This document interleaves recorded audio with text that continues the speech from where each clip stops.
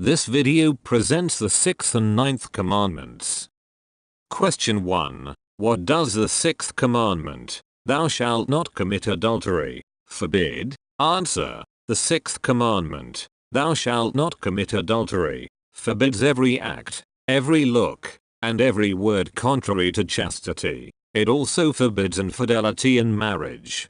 Question 2. What does the 9th commandment forbid? Answer. The 9th commandment expressly forbids every desire contrary to that fidelity which husband and wife vow to observe when contracting marriage, and it also forbids every guilty thought or desire of anything that is prohibited by the 6th commandment. Question 3. Is impurity a great sin? Answer. It is a most grave and abominable sin in the sight of God and man. It lowers man to the condition of the brute. It drags him into many other sins and vices, and it provokes the most terrible chastisements both in this world and in the next.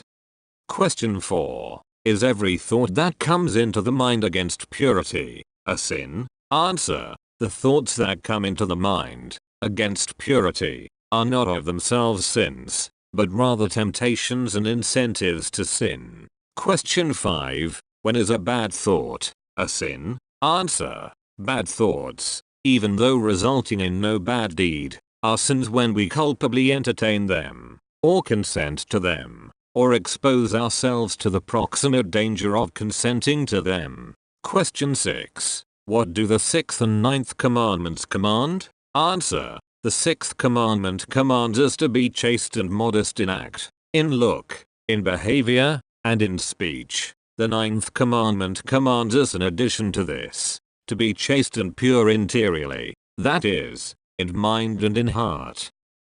Question 7. What must we do to observe the 6th and 9th commandments? Answer. To be able to observe the 6th and 9th commandments, we ought to pray often, and from our hearts, to God. Be devout to the Blessed Virgin, the Mother of Purity. Remember that God watches us. Think on death, on the divine chastisements, and on the passion of Jesus Christ.